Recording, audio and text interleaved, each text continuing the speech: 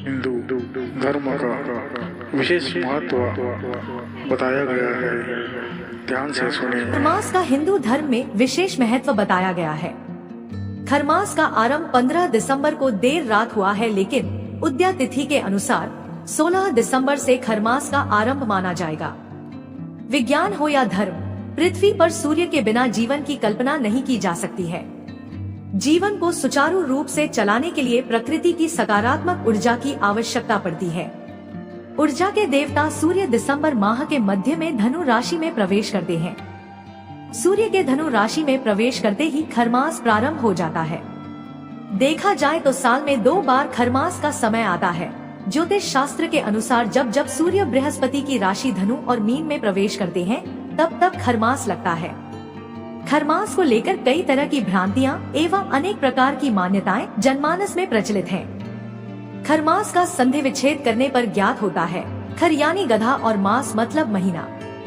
किंवदंती के अनुसार खरमास महत्व को प्रत्येक जनमानस तक पहुंचाने के लिए एक कथा कही जाती है, जिसमें बताया जाता है कि भगवान सूर्य अपने 7 घोड़ों के रथ पर बैठकर ब्रह्मांड की परिक्रमा करते हैं और परिक्रमा के दौरान भगवान सूर्य का रथ एक क्षण के लिए भी कहीं नहीं रुकता है।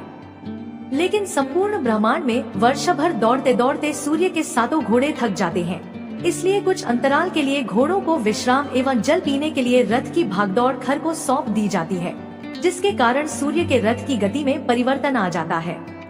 किंवदंती अनुसार गधे यानी खर अपनी मंद गति से खरमास के समय रथ को संचालित करते हैं, जिसके फलस्वरूप सूर्य का तेज क्षीण होकर धरती पर प्रकट होता है। मकर संक्रांति के दिन से सूर्य पुनः अपने 7 अश्वों पर सवार होकर आगे बढ़ते हैं और धरती पर सूर्य का तेजोमय प्रकाश धीरे धीरे बढ़ने लगता है। ऐसे में आइए जानते हैं कि खरमास में क्या करना चाहिए और क्या नहीं। खरमास की शुरुआत पौष मास के कृष्ण पक्ष की प्रतिपदा तिथि से होती है। वैदिक पंचांग के अनुसार इस बार पौष कृष्ण पक्ष की शुरुआत 16 दिसंबर से हो गई है। अब आइए जानते हैं खरमास में क्या नहीं करना चाहिए। ज्योतिष शास्त्र के अनुसार खरमास में आत्मा, ऊर्जा और शक्ति के कारक भगवान सूर्य की स्थिति कमजोर होने से इनके शुभ प्रभावों में भी कमी आ जाती है, जिसके कारण इस दौरान किए गए कार्यों में स्थायित्व की कमी आ जाती है। इसीलिए खरमास में विवाह, गृह प्रवेश, नए व्यापार या किसी प्रकार की नई शुरुआत पर रोक रहती है, क्योंकि खरमास में इन कार्यों की सफलता की संभावना कम होती है। खरमास में हवन, विवाह चर्चा, गृह प्रवेश, भूमि पूजन, यज्ञोपवीत, विवाह या अन्य कर्मकांड आदि का निषेध रहता है। खरमास में पूजा का खास महत्व है। खासकर सूर्य देव की पूजा से आपको लाभ होगा।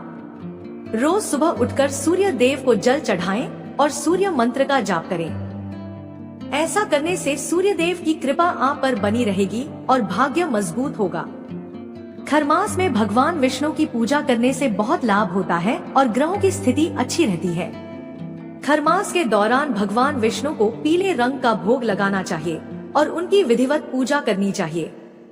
ऐसा करने से कुंडली में गुरु मजबूत होता है। साथ ही भजन कीर्तन करने से मन और शरीर में ऊर्जा आती है।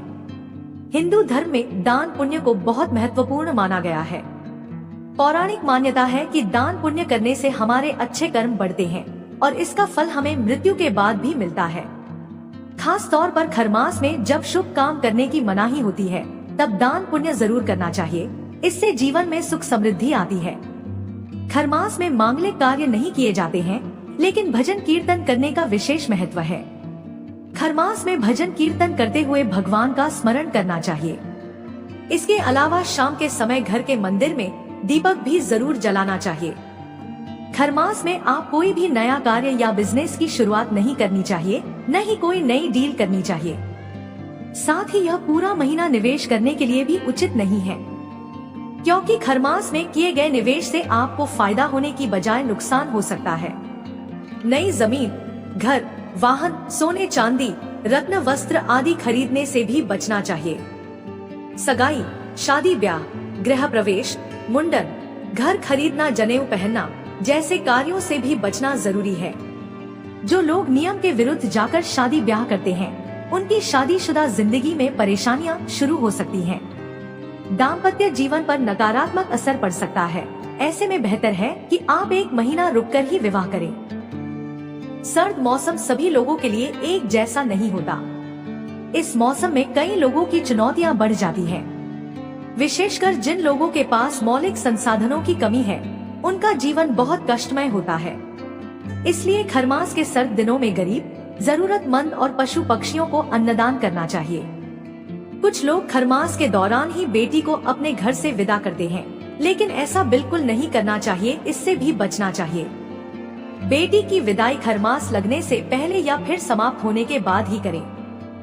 कभी भी किसी देवी देवता का अपमान या अनादर ना करें, वरना आपको कई तरह की परेशानियों का सामना करना पड़ सकता है। खरमास के दिनों में किसी भी भिखारी को दरवाजे से बुरा भला बोलकर नहीं भगाना चाहिए।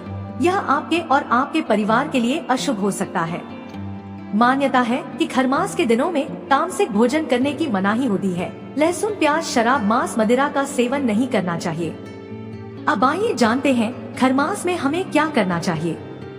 अक्षय पुण्य प्राप्त करने के लिए आप खरमास के महीने में मंत्रों का जाप करें, पूजा पाठ आदि करते रहे। यह सभी शुभ कार्य करने से आपको लाभ होगा।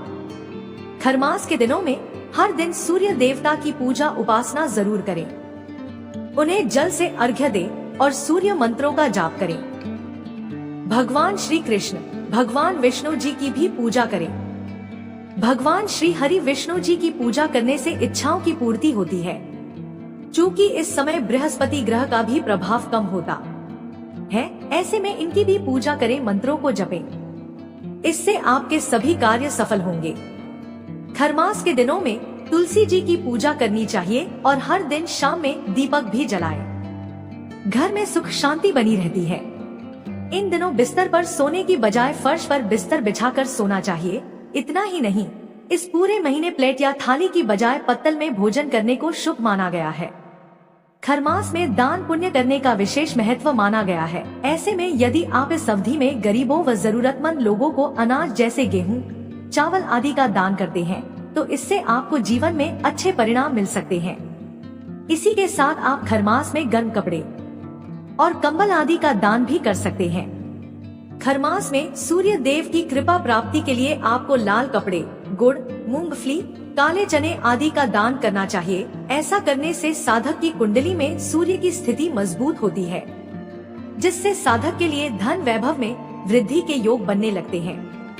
खरमास को बृहस्पति देव की कृपा प्राप्ति के लिए भी खास माना जाता है। बृहस्पति देव को ज्ञान का कारक माना जाता है।